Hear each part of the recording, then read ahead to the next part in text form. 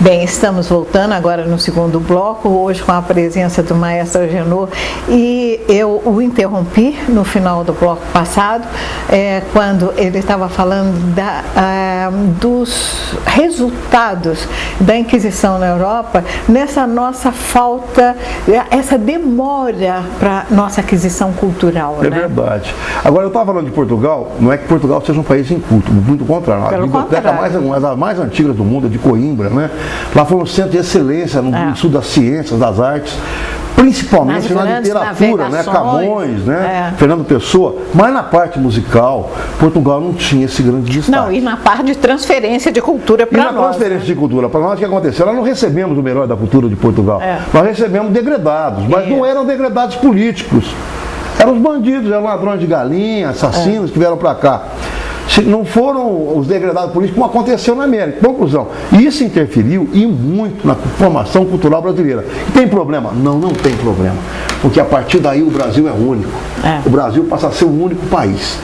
Nós temos a nossa cultura e não podemos ter vergonha dela, Marília. É verdade. Agora, eu não tenho que ter vergonha de ter uma orquestra brasileira. Eu não posso esquecer Mozart, Bach, Beethoven, Vivaldi, os barrocos, os românticos, né? Os modernistas, mas eu não posso esquecer Ari Barroso, Heitor Villa-Lobos, Tom Jobim, Chica da Silva e tantas pessoas que fizeram, né? Chiquinha Gonzaga. Agora, não posso esquecer os nossos sertanejos, que é a nossa música mais pura do campo.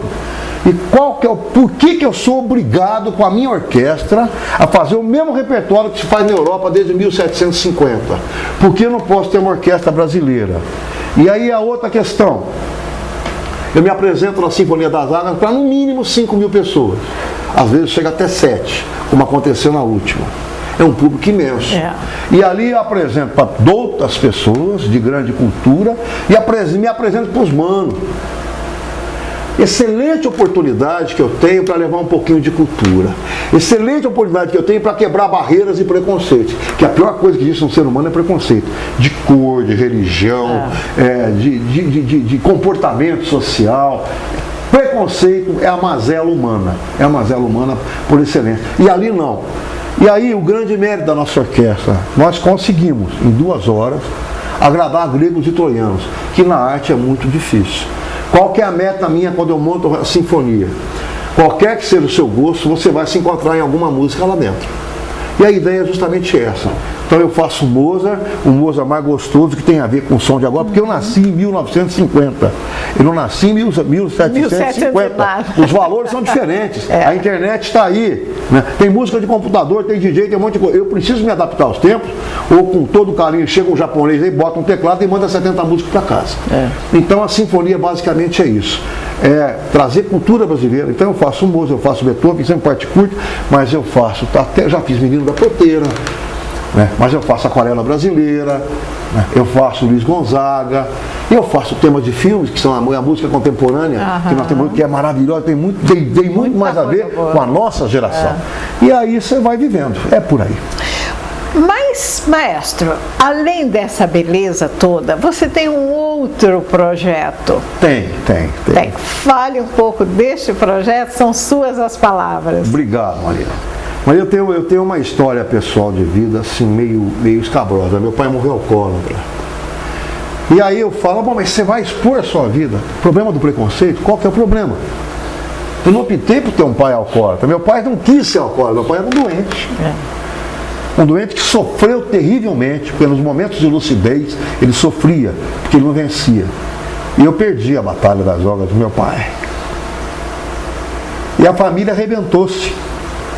Nós éramos 7 irmãos. Eu era o segundo na escala de idade, né? Meu irmão mais velho era adotivo. Eu era o primeiro legítimo. Nós éramos 7 irmãos, 7 homens, uma família extremamente alegre, unida. E desses 7 irmãos, sobraram 3. E desses que morreram, dos 4, um morreu de AIDS, um virou um eremita, um desapareceu, virou morador de rua, encontrei com ele depois de 16 anos. E meu irmão mais velho morreu de infarto, de tristeza. Eu tive que assumir minha família com 16 anos. E o álcool é a droga legal, que está ali. Eu estava, domingo eu fui em São João da Boa Vista, e estava naquela uma avenida que tem grande trânsito lá, e fui fazer uma visita lá e fui comer um lanche, e era mais ou menos meia-noite, e passou uma rapaziada mais humilde, tudo, a maioria menores, tudo com aquela garrafa de vodka vagabunda na mão, um cheiro de uma coisa insuportável na rua, e eles bebendo e se drogando. Quem pode comprar, compra quem quiser, vai um maior, compra, passa para o menor, você não tem controle. Mas tem um problema, a bebida paga imposto alto. E o imposto alimenta a corrupção que corrói esse país. Já existe trabalho dizendo que 52% dos impostos que nós pagamos somem pelos ralos da corrupção. E apenas 48% aquilo que tem em troca. Por isso, Marília, eu estou com esse problema de aposentadoria, como você tem, e quando a gente chega, passou dos 60, você te cuida para não ir para um asilo. Porque você não vai ter dignidade na velhice. Porque esse dinheiro some para os ralos. Mas isso é o de menos. O pior é a questão social que a droga provoca. O crack está aí, as pessoas não têm ideia do que é o crack, não têm dimensão do que é o crack. Eu trabalho como voluntário numa clínica.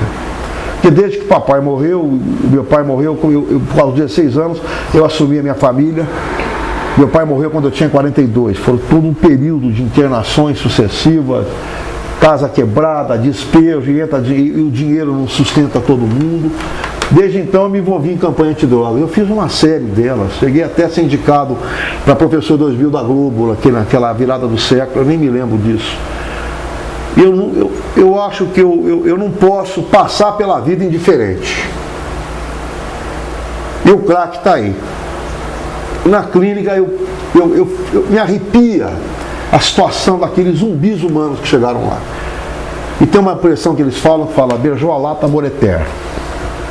O índice de recuperação do crack é baixíssimo. E o crack custa de 3 a 5 reais. Você sabe quanto um usuário, depois de 6 meses, vocês têm ideia quantas pedras ele queima por dia? 40 a 60. E aí? Vamos parar? Não vamos fazer nada? Vamos ficar quietos? Tem que ter um clamor, né? Eu vou ver minhas netinhas que estão chegando. Para onde vai a nossa juventude? Que lugar ele tem para se divertir que não tem oferta de droga? Então, a partir dessas constatações, Marília, dia 27, terça-feira que vem, eu vou começar uma campanha que é um concerto pela vida com a Orquestra Sinfônica de Poços de Caldas, e a gente fala no próximo bloco, então. Então, continuem conosco, que é muito importante, porque às vezes a gente pensa que esse problema está só na casa do vizinho. É muito importante a gente conhecer para evitar que ele entre na nossa casa. Então, sobre todos os aspectos, tem que ter o nosso clamor, tem que ter a nossa voz, tem que ter principalmente o nosso conhecimento do problema. Mas a gente volta já para encerrar esse programa no próximo bloco, mas com certeza com uma boa notícia. Até já!